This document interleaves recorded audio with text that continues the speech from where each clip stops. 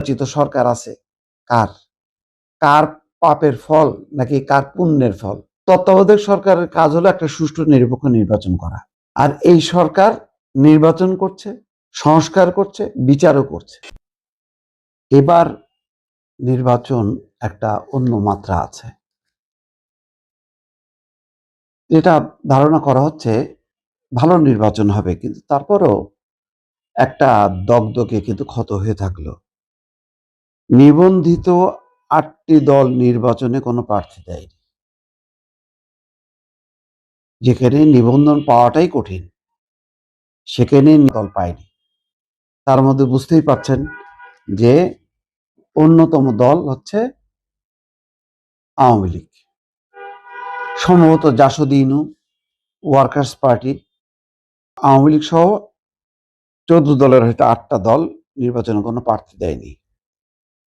এবার প্রার্থী দেওয়া উচিত ছিল, হওয়া উচিত ছিল, হইলে ভালো হতো। এখন সমস্যা হলো আওয়ামী লীগের পক্ষে নির্বাচনে দাঁড়াবে, সেই পক্ষে যুক্তি আছে, আবার বিপক্ষেও আছে। একটু মাথা ঠান্ডা করে বিশ্লেষণ করেন। গণতান্ত্রিক ব্যবস্থায় সবার নির্বাচনের অধিকার আছে, কিন্তু যে ব্যবস্থায় স্বৈরতন্ত্র,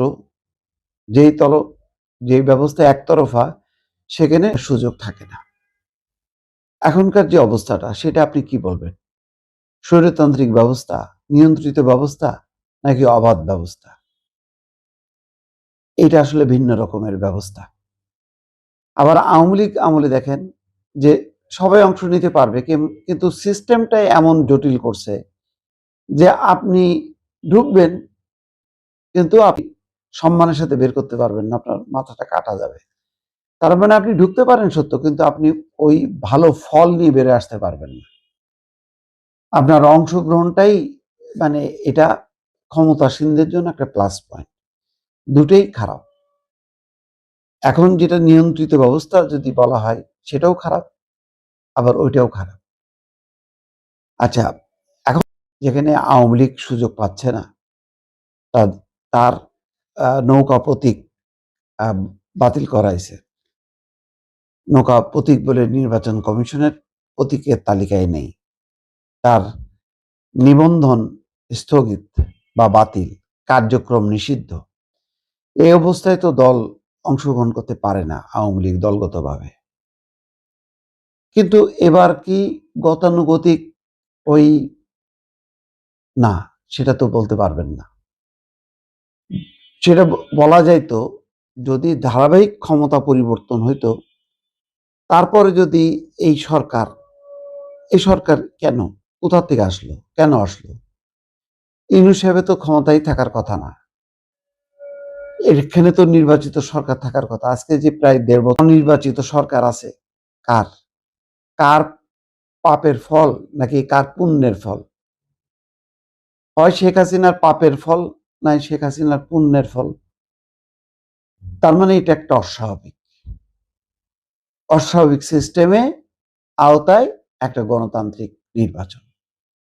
সেই কারণে গতানুগতিক নির্বাচনের সাথে আপনি মিলাতে পারবেন? বলেন। আওয়ামী লীগের অধীনে যদি নির্বাচন, যেটা গণতান্ত্রিক নির্বাচন হওয়ার কথা, সেটা যদি অবাধ মুক্ত না হয়, তাহলে যেই সরকার হাতে এখন নির্বাচনের দায়িত্ব, তারা তো নির্বাচিতই না।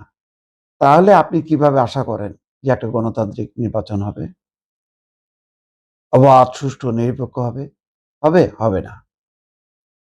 এটা হচ্ছে গণঅভ্যুত্থানের সরকার। গণঅভ্যুত্থান পরবর্তী পরাজিত শক্তি কি নির্বাচনে অংশ নিতে পারে? বাংলাদেশের এই অবস্থার সাথে কিছুটা মিল আছে মুক্তিযুদ্ধ পরবর্তী সময়। মুক্তিযুদ্ধ পরবর্তী সময় কি জামাত পরাজিত শক্তি ছিল? তারা কি নির্বাচনে অংশ নিতে? কারণ তারা পরাজিত শক্তি, স্বাধীনতা বিরোধী শক্তি।